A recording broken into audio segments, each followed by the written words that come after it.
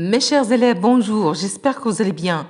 Dans la vidéo d'aujourd'hui, on va faire contrôle numéro 2, plus explication pour les classes de deuxième année. On va commencer.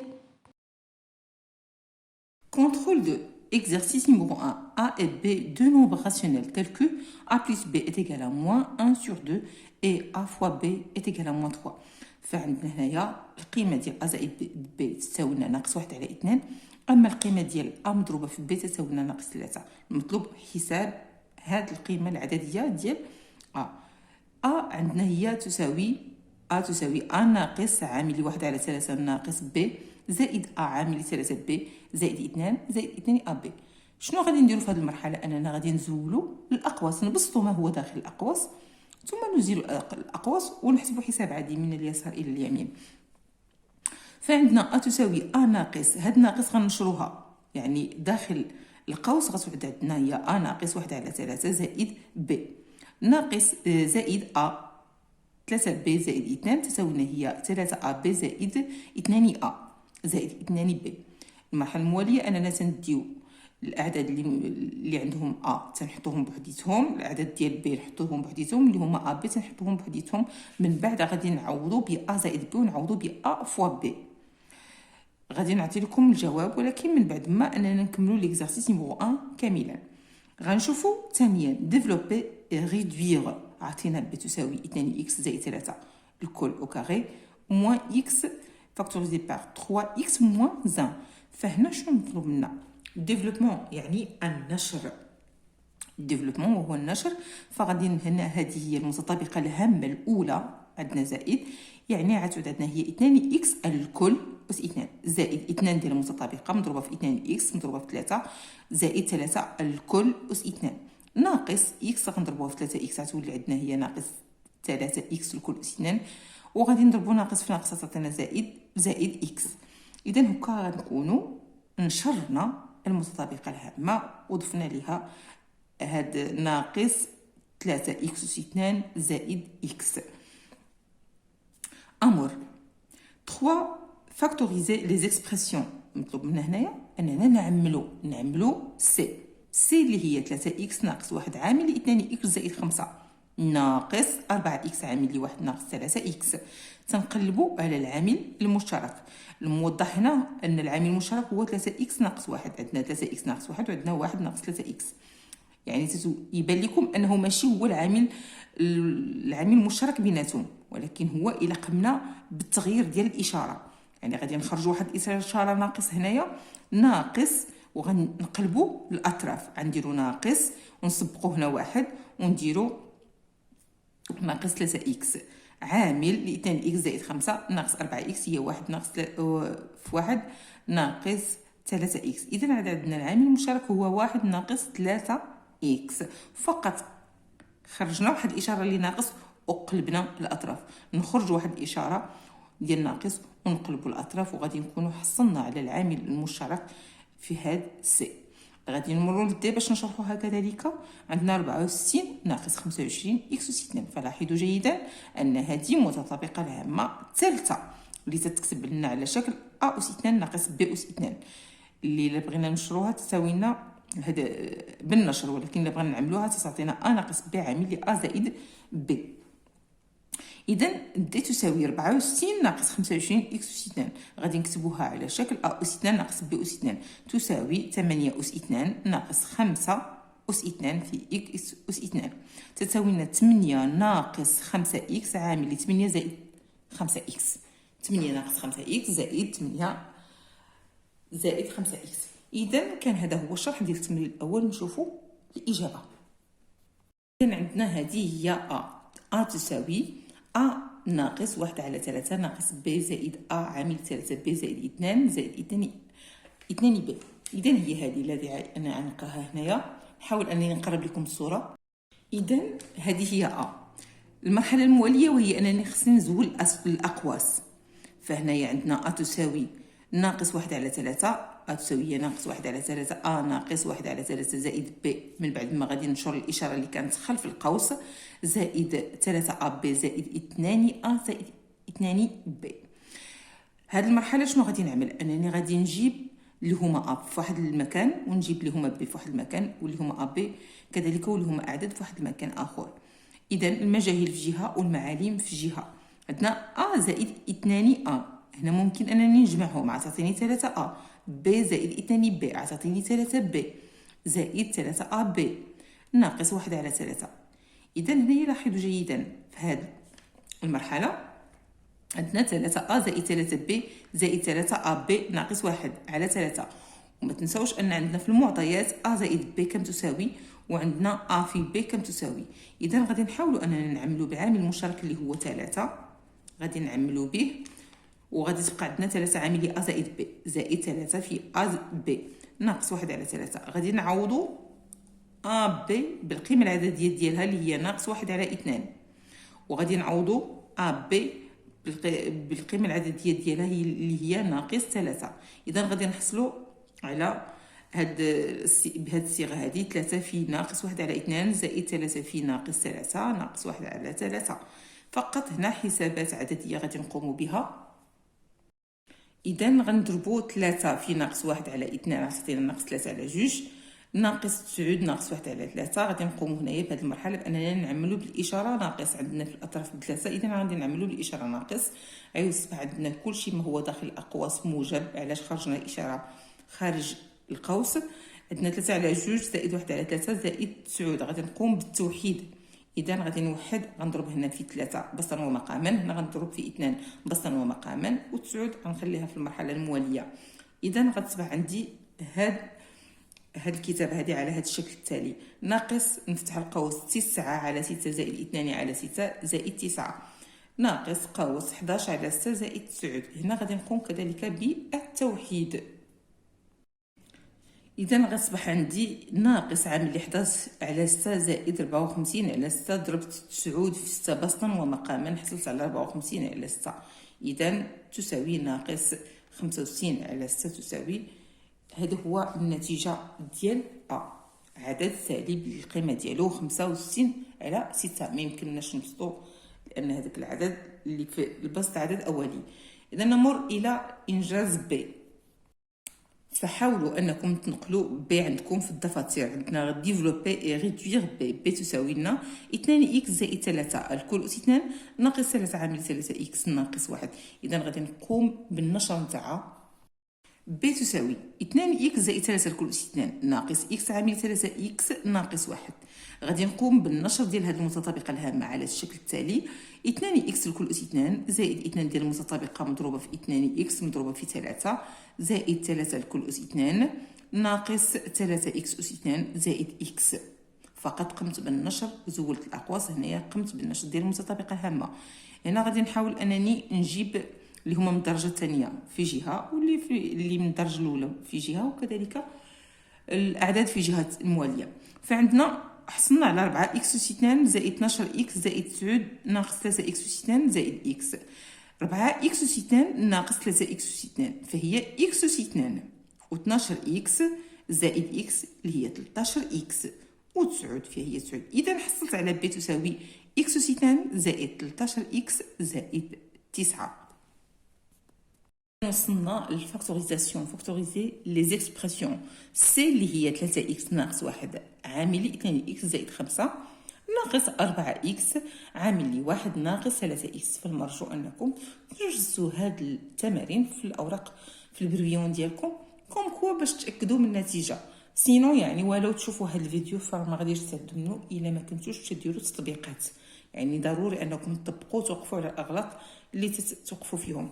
اذا نواصلوا. عندنا سي تساوي 3 اكس ناقص 1 عامل 2 اكس زائد 5 ناقص 4 اكس عامل 1 ناقص 3 اكس. غادي نشوفوا العامل المشترك. نمر الى الجواب.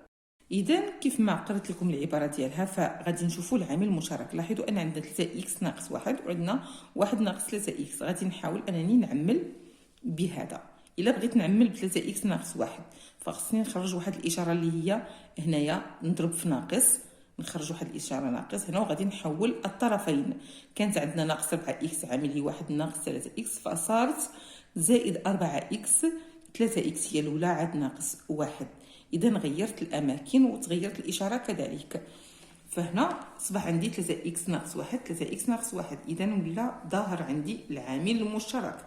نزلت العامل المشترك، شنو بقى عندي في هذا الطرف؟ بقات عندي 2 اكس زائد 5 نزلتها، بقات عندي في هذا الطرف زائد 4 اكس نزلتها. اذا هنا غادي نقوم فقط بالجمع ما بين المجاهيل والمعالم. عندنا 3 اكس ناقص 1 اللي هو العامل المشترك، عامل 2 اكس زائد 4 اكس زائد 5 جوج اكس زائد 4 اكس اللي هي 6 اكس زائد 5. كان هذا هو التعميل، هذا هو الفاكتوريزاسيون ديال سي. حصلت ان سي تساوي 3 اكس ناقص 1 عامل ل 6 اكس زائد 5. مباشرة غادي نرجعوا للدي. كم تساوي الدي هي كذلك بالفاكتوريزاسيون بالتعميل. عندنا دي تساوي 64 ناقص 25 اكس أس 2. إذا قلت لكم هذه راها متطابقة هامة. رقم 3 الكتابة ديالها على شكل أ أس 2 ناقص ب أس 2، فهذه هي أ وهذه هي ب. إذا غادي نحاول أنني نبين هاد الصيغة ديالها. فهنا أ هي 8 أس 2 وب هي 5 إكس الكل أس 2. إذا غادي نعملها باش تصبح على شكل أ ناقص ب عامل أ زائد ب هي 8 ناقص 5 إكس عامل 8 زائد 5 إكس. فهذه انتبهوا ليها، ضروري أنهم تنزلوها في الفروض أو الامتحانات. فمتطابقة الهامة الثالثة. إذا 8 أس 2 ناقص 5 أس 2 في إكس أس 2 تعطينا 8 ناقص 5 إكس عامل 8 زائد 5 إكس. Exercice numéro 2. Résoudre les équations. عندنا أ تساوي ناقص إكس ناقص عامل 3 إكس زائد 4 تساوي 5 إكس ناقص نفتحو قوس ناقص إكس زائد 2. فهذه معادلة مطلوب أننا نشوفو إكس كم يساوي. correction de l'équation. résoudre l'équation عندنا اللي هي ناقص إكس ناقص 3 إكس زائد 4 تساوي 5 إكس ناقص نفتحو قوس ناقص إكس زائد 2. أول شي تنزولو الأقواس وتردو البال الإشارة اللي هي خلف الأقواس. عندنا ناقص إكس تنزلوها ناقص نضربوها في 3 إكس هي ناقص 3 إكس ناقص مع زائد تعطينا ناقص 4 تساوي 5 إكس تنزلوها ناقص في ناقص إكس هي زائد إكس وناقص في 2 ناقص 2. إذا غادي نحاول أنني نعمل المجاهيل في جهة والمجاهيل في جهة. ناقص إكس ناقص 3 إكس وهي ناقص 4 إكس ناقص 4. 5 إكس زائد إكس هي 6 إكس ناقص 2. هنا في هذه المرحلة هذه غادي نحاول أن هاد 6 إكس نجيبها لهاد الطرف هذا. ناقص 4 إكس ناقص 6 إكس تساوي ناقص 2. تنخلوها في نفس المكان نحطو حداها 4. إلا بدلت المكان تتبدل الإشارة، إلا غيرت المكان تتغير الإشارة. إذا أصبحت عندنا ناقص 4 مع ناقص 6 هي ناقص 10 إكس تساوي 2. غادي نحاول أنني نتخلص من هاد ناقص 10 بأنني غنضرب فيها، غادي نقسم عليها على ناقص 10 في الطرفين بجوج. ناقص 10 على ناقص 10 إكس تساوي 2 على ناقص 10. إذا غنقوم بالاختزال، غتبقى عندي هي إكس تساوي 2 على ناقص 10. غنقوم كذلك بالاختزال إذا أمكن. فعندنا 2 في 1 على ناقص 2 في 5. غنقوم بالاختزال ب 2 تساوي ليا ناقص 1 على 5. إذا كان هذا هو الحل ديال ليكواسيون. الحل ديال المعادلة هو ناقص 1 على 5. وغتكتبوا يعني الحل لا سوليسيون دو ليكواسيون A est égale moins 1 sur 5. نمر إلى B. B تساوي 3x ناقص 2 على 5 ناقص 1 على 2 يساوي 2x زائد 1 على 10. ففي هذه المرحلة كيف ما شرحت لكم سابقا أننا خصنا نوحدوا المقام. المقام الموحد هنا غيكون هو 10. إذا نمر إلى الإجابة مكتوبة. فعندنا 2x ناقص 2 على 5 ناقص 1 على 2 تساوي 2x زائد 1 على 10. طلبت منكم أننا نوحدوا المقام. عندنا هنا غنضربوا في 2 بسطا ومقاما، هنا غنضربوا في 5 بسطا ومقاما، وهنا غادي نخليوها كيف ما هو الطرف ديالها هو 2x زائد 1 على 10 لا تغيير. إذا هنايا غتصبح عندنا كل شيء في المقام ديالو 10. 5 بجوج 10 5 بجوج 10. هنايا هاد الجوج غنضربوها في نشروها في هاد البسط هذا. 2 في 3x هي 6x، 2 في ناقص 2 هي ناقص 4، ناقص 5 في 1 هي 5. الكل غيولي لنا على 10 يساوي 2x زائد 1 على 10. إذا غادي نحاول أنني نبسط 6 إكس ناقص 4 ناقص 5 هي 6 إكس ناقص 9 على 10 يساوي 2 إكس زائد 1 على 10. لاحظوا جيدا أن عندنا في المقام موحد، فقط غادي نحاولوا أننا نقارنوا ما بين أن 6 إكس ناقص 9 تساوي 2 إكس زائد 1. نعتمد هذه الطريقة أننا سنضرب في 10 بسطا ومقاما في كلتا الطرفين، يعني 10 ضربناها في هذا الطرف وضربناها في هذا الطرف باش نتخلصوا من المقام. إذا أصبحت عندنا 6 إكس ناقص 9 تساوي 2 إكس زائد 1. غادي نمروا المجهول هنايا والمعلومة غادي نديو للطرف الآخر. إذا 6 إكس ناقص هذه 2 إكس بدلت المكان غتبدل الإشارة، 1 بقى في المكان ديالو ناقص 9 بدلت المكان غتبدل الإشارة. إذا 6 إكس ناقص 2 إكس هو 4 إكس، 9 زائد 1 هو 10. إذا غادي تكون عندي 4 إكس تساوي 10. غادي نحاول أنني نتخلص من 4، غادي نقوم بالقسمة عليها في الطرفين في كلتا الطرفين. إذا غنقوم بالاختزال ب4 تبقى عندي إكس تساوي 10 على 4. كذلك غادي نحاول نقوم باختزال ثاني. الاختزال الثاني اللي هو إكس يساوي 5 في 2 اللي هو 10، 2 في 2 اللي هو 4. نقوم بالاختزال بعدد 2 غيبقى عندي 5 على 2. إذن دونك 5 sur 2 est la solution de l'équation اللي هي كانت 3 إكس ناقص 2 على 5 ناقص 1 على 2 تساوي 2 إكس زائد 1 على 10. لاحظوا أن هذه الجملة هذه في الأخير ولا بد من أنكم تكتبوها، لأن هذا هو الحل ديال المعادلة ديال ليكواسيون ديالكم. دونك 5 sur 2 et la solution هو حل للمعادلة، وتكتبوا المعادلة اللي قمتوا بها. ثانيا résoudre les inéquations.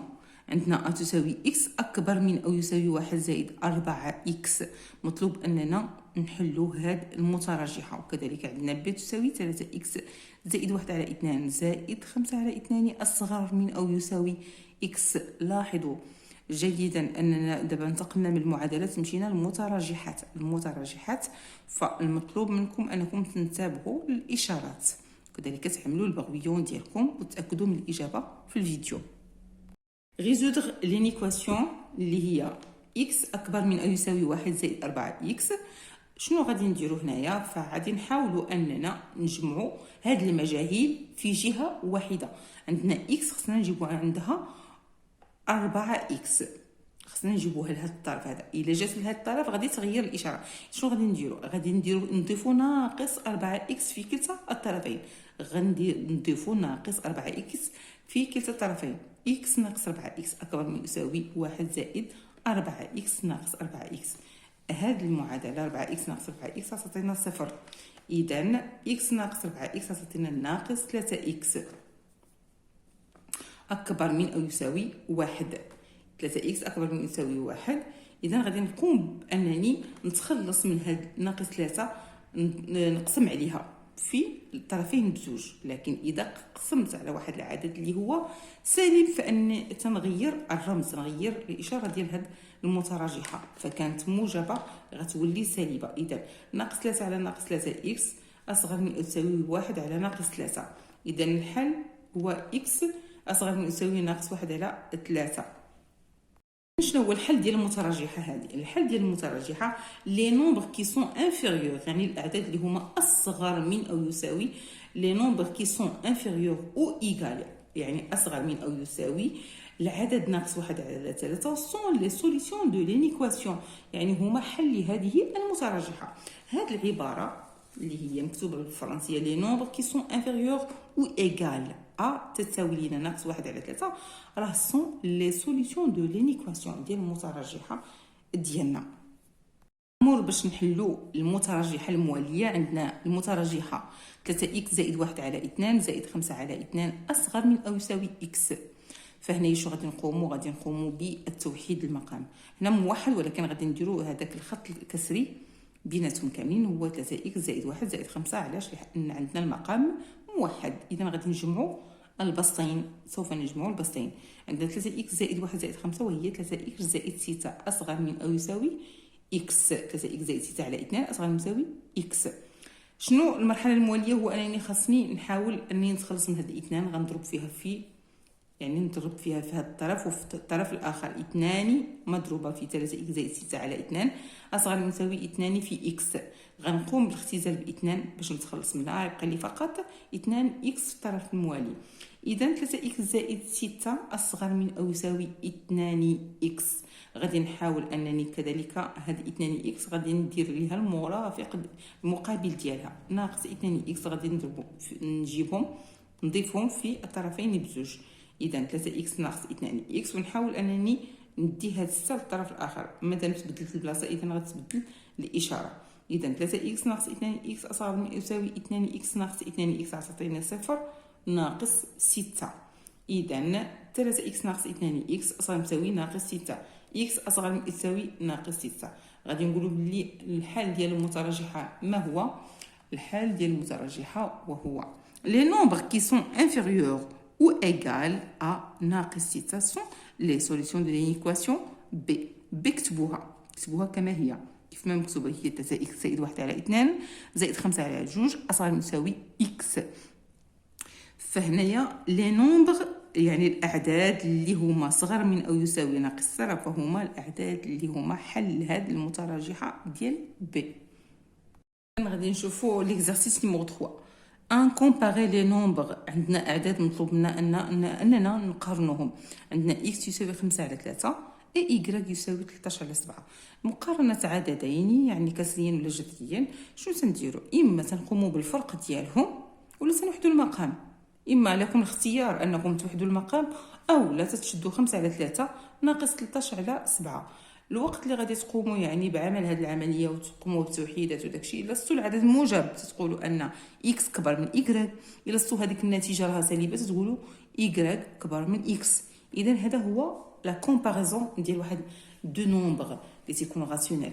اذا 5 على 3 اما وحدوا المقام، يعني نضربوا هنايا 7 في 7 نضربوا في 7 بسطا ومقاما، ونضربوا هنايا في 3 بسطا ومقاما. كان هذا اسهل واريح انكم تضربوا في تقلبوا المقامات. هاد 7 ضربوها في البسط وفي المقام ديال العدد ديال اكس، وفي ايكغيك ضربوا في 3 بسطا ومقاما. غتحصلوا على انكم توحدوا المقام. بعد ما توحدوا المقام فقط تقارنوا البسطين شكون فيهم كبير. اللي هو كبير اللي هو تيكون يعني تقولوا بلي هذا هو الاكبر. نمر الى ب. عندنا اكس يساوي ناقص 7 على 3 وعندنا إيكغيك يساوي ناقص 11 على 5. كذلك نفس الطريقه، اما لكم الاختيار انكم توحدوا المقامات او لا تتقوموا يعني بعمل فرق ما بين هذين العددين وتتوحدوا كذلك. وفيها يعني مجبرين، يعني مجبر اخاك لا بطل انه خصكم توحدوا المقام.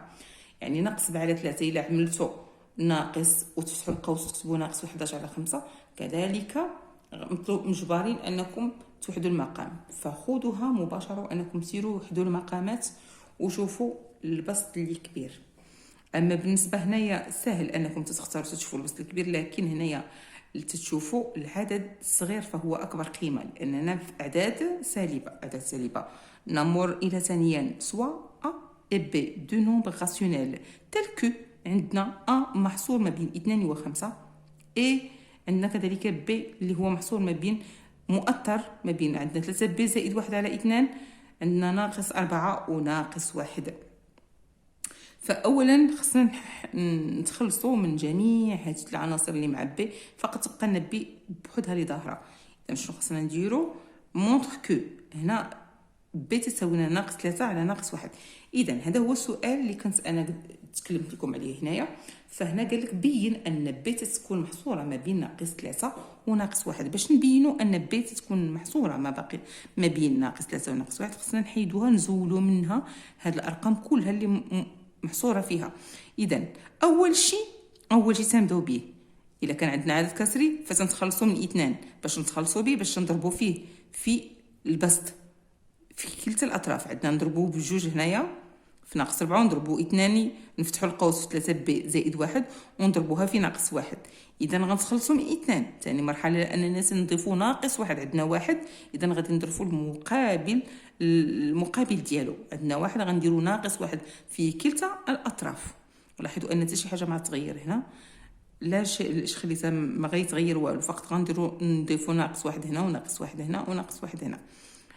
المرحله المواليه اننا خصنا نقسموا على على 3 في كلتا الأطراف كذلك، وغنكونوا تخلصنا من جميع اللي هو محيط ببي، وغنكونوا حصلنا على ناقص 3 على بي محصورة ما بين ناقص 3 وناقص 1، ولا محل أنكم خصكم تخرجوا لها هاد النتيجة. سينو وخطأتوا فحاولوا أنكم تشوفوا فاش خطأتوا باش تعاودوا تحصلوا على هاد النتيجة هذه. أول شيء قلت لكم ضربوا في 2 في جميع الحدود، هنايا وهنايا وهنايا. المرحلة الموالية أننا تنزيدوا ناقص 1 في هنا وهنا وهنا، والمرحلة الثالثة أننا تنقسموا على 3 في هنا وهنا وهنا. إذا غنحصلوا على هاد بي محصورة ما بين ناقص 3 وناقص 1. نمر إلى بي. دوني بي عندنا دوني ان انكادرمون دي نومبر، عطينا واحد التأطير ديال الأعداد التالية اللي هي أ زائد بي ناقص 2، يعني ها أ ها بي وغنضيفوا عليهم ناقص 2. إذا أ نزيدوا عليها بي، إلا زدنا أ على بي تنزيدوا هذا على هذا وهذا على، لكن هنا في هذه الحالة اتونسيون فوزي اتونسيون، عندنا هنايا الحدود سالبة. إذا شنو خصنا نديرو؟ غنضربوا في واحد ناقص غتعود عندنا ناقص بي، وعيود عندنا هنا 1 ناقص بي وهنا 3. هنا يمكن لينا اننا نضربوا الحدود مع بعضيتهم، هنا ممكن اننا نضربوا 2 في 1 و ا في ناقص ب و5 في 3. من بعد ما غادي نضربوهم غنحاولوا اننا كذلك نشونجيو، علاش؟ لاننا مطالبين ب ماشي بناقص ب، وهكذا. اذا غادي نشوف ا ناقص 3 بي. اول شيء تنأطروا الى تمشيو لعند بي تنأطروها بناقص 3، نضربوها في ناقص 3، نضربوها اولا في 3 وما نشونجيوش، يعني نضربوها في 3 هنا وهنا وهنا، ومن بعد نضربوها في ناقص ونقلبوا الحدود، وفي اخر نضربوا في ناقص ونقلبوا الحدود، عاد تنزيدوا عليهم غادي نزيدوها بسهوله لان الاطراف ديالها هاد الحدود ديالها موجبين فلا تغيير. غادي نمروا ل ا اس 2 زائد ب اس 2.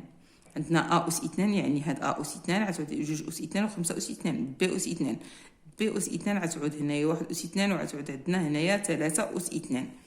اذا هكا غنكونوا نجمعوا الحدود ا اس 2 زائد بي اس 2. نمر الى 3. عندنا ا اي بي دو نومبر راسيونيل تيل كو ا اكبر قطعا من بي مونطر كو ا اكبر قطعا من ناقص ا زائد 3 بي على 2.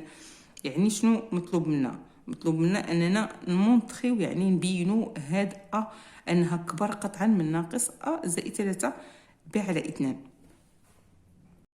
Exercice numéro 4.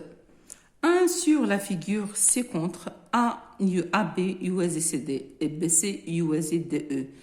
AB يوازي CD و BC يوازي DE. On donne A OA يساوي 3، معطينا القيمة ديال OA تساوي لنا 3، OB تساوي 4 و AC تساوي لنا 2. كالكولي OD، مطلوب أننا نكالكوليو OD. فباش غادي نكالكولي OD فغادي نخدمو يعني بمبرهنات تاليس،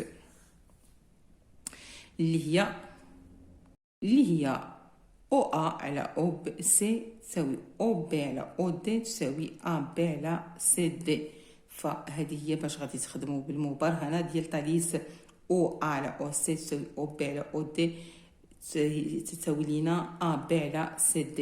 عندنا OA وعندنا OB وعندنا AC، فراه سهل علينا اننا نوجدوا OD.